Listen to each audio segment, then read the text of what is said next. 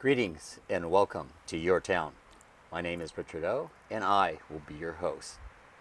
Today, we have our guest, Bill Davidson, a nationally recognized artist. Welcome. Thanks, Richard. I appreciate it very much. It's great to be here. This is, I hear you do a great job with these interviews, so I'm looking forward to it. Ha ha ha. Well, thank you. So what kind of art do you produce? So really what I'm primarily involved in is plein air painting, which is from the French Impressionist. Plein air meaning outdoors or painting out in the natural air, just like this. So the French Impressionists really started it. It's become a huge movement in this country. People are calling it the second Gulf because people take it up. The beauty of it is with landscape painters, and actually people do it also for figure painters, they'll put figures in the landscapes. The beauty of it is this: you get the natural color of the landscape and you can see the values, and you can really, it's much more accurate than using a camera, and the paintings have what they call a freshness to them because they're painted usually in 2 to 3 hours. There may be a little bit of touch-up back in the studio, but people, we all have our gear, so you put on like a backpack.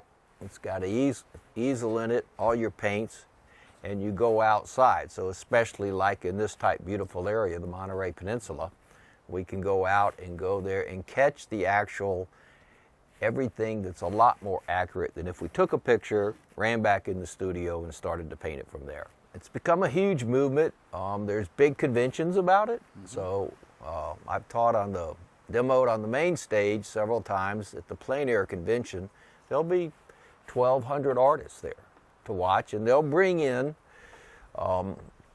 probably 30 national instructors to teach for 4 or 5 days.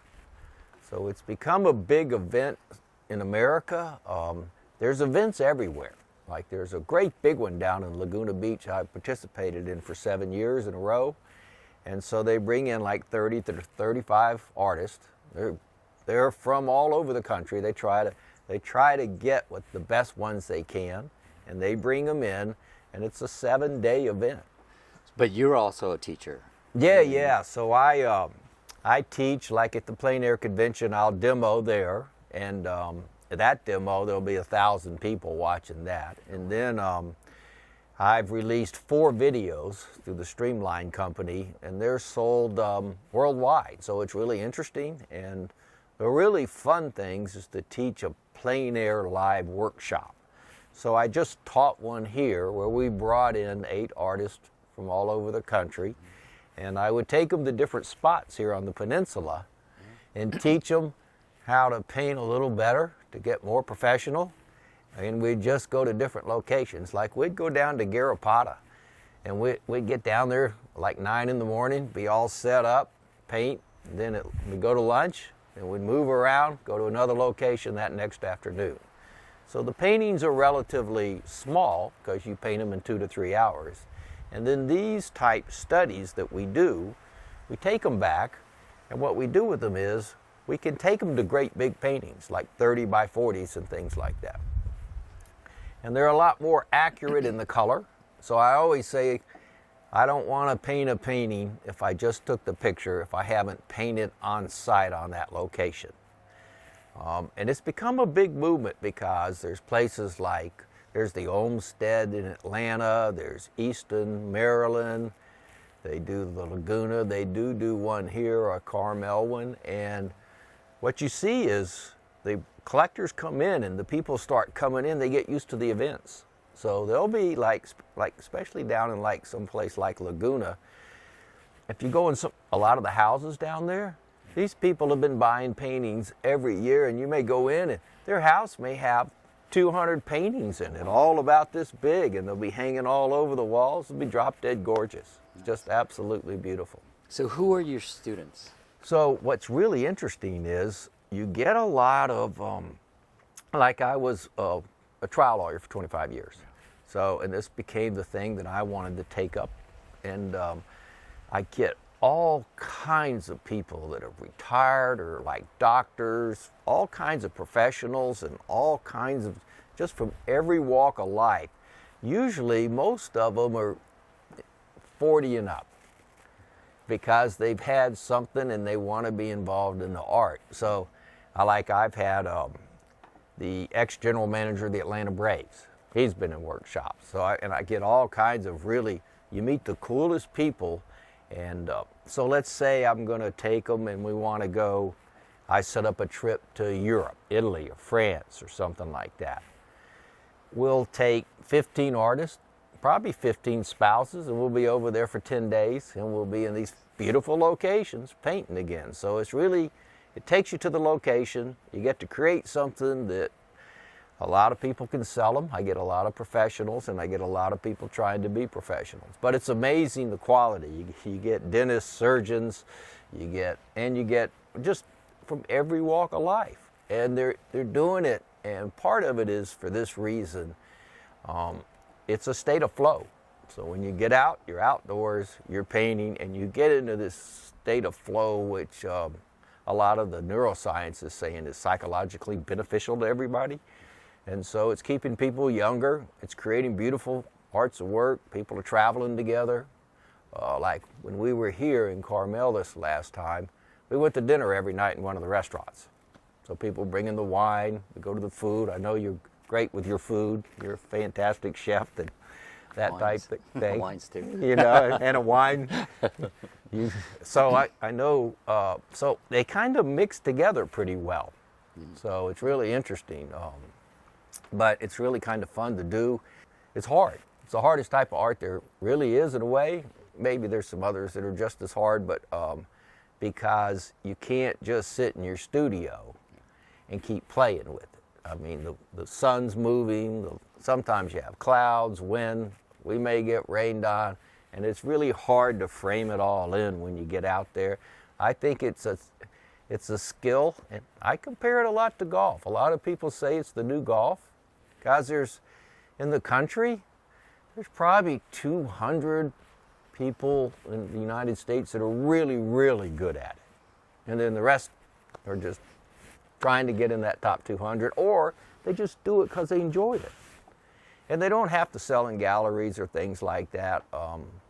I sell in some good galleries in great locations, and there are places like Jackson Hole and here and Scottsdale. So it's really become a lot of fun, and one of these things where there's just a lot of good involved in it.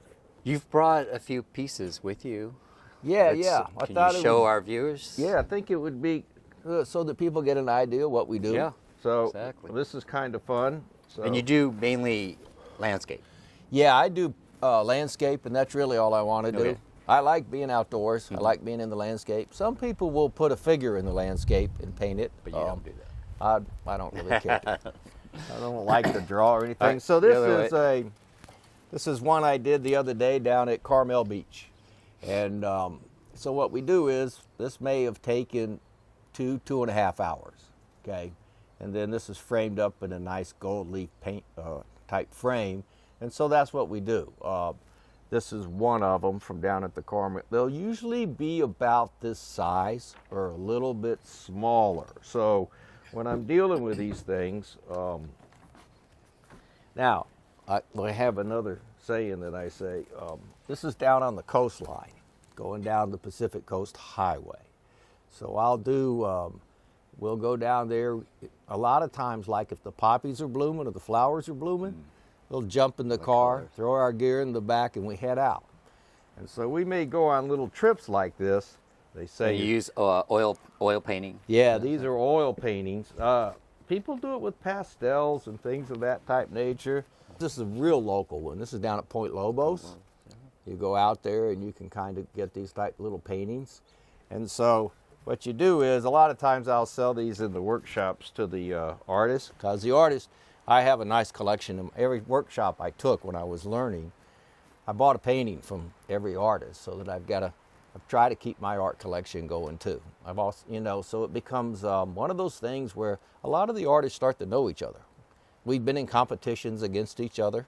It's a lot of fun, and we've kind of learned to kind of play around with each other and give each other, hassle each other while we're out there painting. Because especially down in Laguna, They may send us all out to paint in one area. There'll be 30 of us out there painting. There'll be like 500 people walking around trying to figure out which painting they want to buy when they go up for sale. It's a fun event from that perspective. And I always say this is funny. When you get up in the higher levels, like in the top 200, you're pretty good. But in a way, it's like baseball. At first, when you're trying these things, if you're batting 1 out of 10, you're very lucky. So if you get like a 333 batting average, which will be considered great in baseball, you're one of the better artists out there in the country that can do this. So what's the price range of your... So these, because they're framed in gold leaf and everything, mine run generally about $1,000 to $2,500 or $3,500.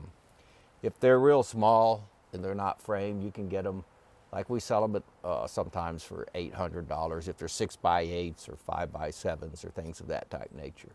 Some people paint large, but most of the time there's not enough time because the bugs are coming at you.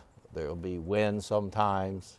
It changes. You can't go out there unless the atmosphere is the exact same. You just can't go out there the next day and start it over again. So it's really kind of, and you have to be fairly quick because you only have that 2.5 hour window and then you're done. Right.